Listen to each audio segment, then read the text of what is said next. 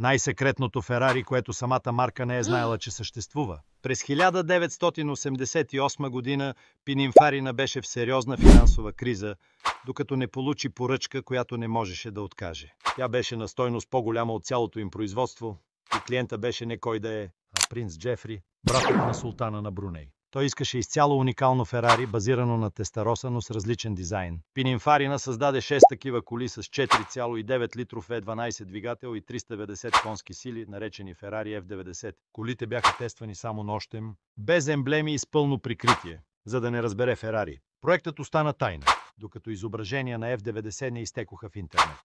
Ферари отказваше да коментира, докато през 2006, 18 години по-късно, най-накрая призна, че F90 е истинско Ферари, без дори да са виждали колите на живо. Какво мислиш за тази тайна история? Напиши в коментарите.